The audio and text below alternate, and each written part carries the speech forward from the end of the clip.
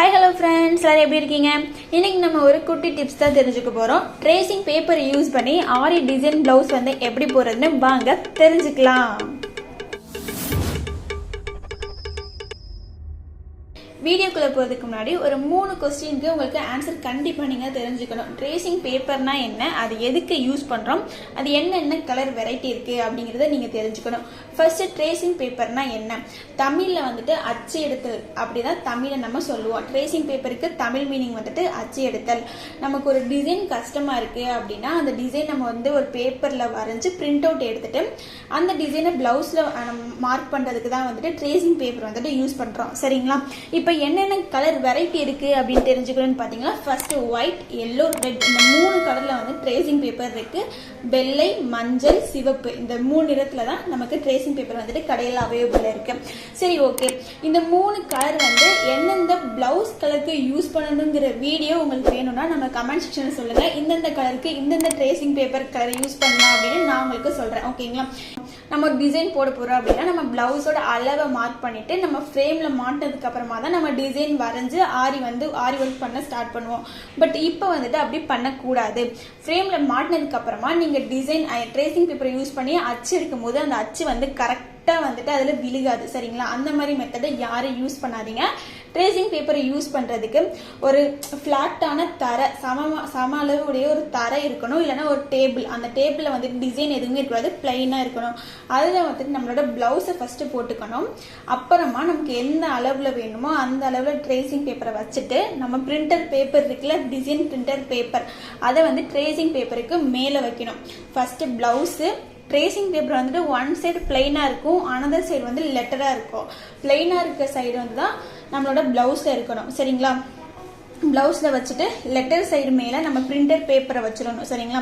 வச்சுட்டு நமக்கு கரெக்டா செட் பண்ணதுக்கு அப்புறமா பென்சிலால அழுத்தி வந்து வரையணும். நீங்க எவ்வளவு அழுத்தி வரையீங்களோ அவ்வளவு அழகா வந்து ட்ரேசிங் பேப்பரோட மார்க்கும் நம்ம பிளவுஸ்ல இருக்கும். அதை பார்த்து வரைகிறதுக்கு நமக்கு ஈஸியாகவும் இருக்கும். ஓகேங்களா? நீங்க கேட்கலாம், ப்ளூ கலருக்கு எல்லோ கலர் ட்ரேசிங் பேப்பர் தான் யூஸ் பண்ணணுமா அப்படின்னு சொல்லிட்டு.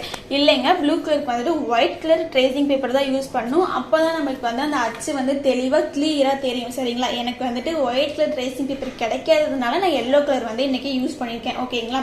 இப்போ எனக்கு தேவையான டிசைன் எல்லாமே நான் ட்ரேசிங் பண்ணி முடிச்சிட்டேன். இப்போ நம்ம எல்லாமே எடுக்கலாம். எடுத்தோடனே எப்படி ஃபுல்லா அப்படியே எடுக்கக்கூடாது, மெதுவாக தான் எடுக்கணும். ஃபர்ஸ்ட் நம்ம டிசைனிங் பேப்பர் எடுத்துடலாம், நெக்ஸ்ட் ட்ரேசிங் பேப்பர் எடுக்கலாம். நான் இப்போ ஃபுல் டிசைன் ட்ரேஸ் பண்ணியிருக்கேன், எப்படி இருக்குன்னு பார்க்கலாம். எனக்கு ரொம்ப ஆர்வமா இருக்கு. எடுக்கலாம். பாத்தீங்களா? வாவ், எவ்வளோ அழகா வந்துட்டு அந்த ட்ரேசிங் வந்துட்டு ஒட்டி இருக்குன்னு பாத்தீங்களா? ஆக்சுவலா ப்ளூ கலருக்கு வந்துட்டு ஒயிட் கலர் ட்ரேசிங் பேப்பர் தான் யூஸ் பண்ணணும். என்கிட்ட ஒயிட் கலர் ட்ரேசிங் பேப்பர் வந்து கிடைக்கல, அதனால நான் எல்லோ கலர் யூஸ் பண்ணியிருக்கேன் ஒரு அவசரத்தினால. நீங்க ப்ளூ கலருக்கு ஒயிட் கலர் யூஸ் பண்ணிக்கோங்க. இப்போ வந்து இந்த ட்ரேசிங் வந்து லைட்டா தான் தெரியுது, அதனால நான் இப்போ ஒயிட் கலர் அந்த பென்சிலை வச்சுட்டு இது மேலேயே அவுட்லைன் வந்துட்டு அந்த ஒயிட் கலர் மார்க்கரால நான் கொடுக்க போறேன். சரிங்களா? நீங்க வந்துட்டு இந்த ஒயிட் கலர் பென்சிலால மார்க் பண்ணும்போது ரொம்ப கேர்ஃபுல்லா கவனமா வந்துட்டு மார்க் பண்ணணும். டிசைனை வந்துட்டு நம்ம கண்ணால பார்த்துட்டு அப்புறமா அந்த அச்சு கரெக்டா இருக்காங்கன்னுக்குள்ள எந்த மாதிரி வளைவு வருதா, முக்கோணம் வருதா, கூர்மையா வருதா, அதெல்லாம் பார்த்து நீங்க மார்க் பண்ணணும். இப்போ இந்த குதிரையோட கால் பார்த்தீங்கன்னா எனக்குள்ள ரவுண்ட் சிம்பிள் போடக்கூடாது, முக்கோணமா தான் வரும். நீங்க ரவுண்ட் போட்டீங்கன்னா பாக்குறதுக்கே கொஞ்சம் டிஃப்ரெண்டா இருக்கும். சரிங்களா? அதனால நம்மளோட அந்த பிரிண்டிங் பேப்பர் இருக்குல்ல, அதை நம்ம பார்த்துட்டே இந்த டிசைன் போடும்போது சிக்னக்குள்ள இப்படிதான் இருக்கு, நம்ம டவுட் வரும்போது அந்த பிரிண்டர் பேப்பரை பார்த்துட்டு இதை நீங்க வரைஞ்சி ஓகே நீட்டா அழகா வந்துருங்க. பட் ஒவ்வொரு டிசைன் போடும்போதுமே ரொம்ப நுணுக்கமா கேர்ஃபுல்லா வாட்ச் பண்ணி போடணும். சரிங்களா? சரி, இப்போ நான் அவுட்லைன் போட்டு முடிச்சிட்டேன். பாத்தீங்களா எவ்வளவு அழகா இருக்கு? பாத்தீங்களா? அப்படியே அச்சு அப்படியே அவ்வளோ அழகா பெர்ஃபெக்டா வந்துட்டு மார்க் ஆயிருக்கு. ஸோ இந்த பிளவுஸ்ல இந்த டிசைன் தான் போட போறேன். ஸோ நீங்க ட்ரேசிங் மெத்தடுக்கு இந்த மாதிரி மெத்தடை யூஸ் பண்ணீங்கன்னா காமன் இடத்துலயே உங்களோட டிசைனை வந்து நீங்க பிளவுஸ்ல மார்க் பண்ணி ஈஸியா சிம்பிளா முடிச்சிடலாங்க.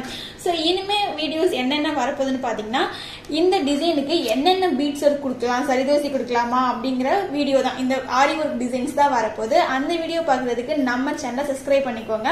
ட்ரேசிங் வீடியோ பிடிச்சிருந்தா ஒரு லைக் போட்டுக்கோங்க, ஷேர் பண்ணிக்கோங்க, பக்கத்துல இருக்க பெல் பட்டனை கிளிக் பண்ணிக்கோங்க. Tata, bye bye.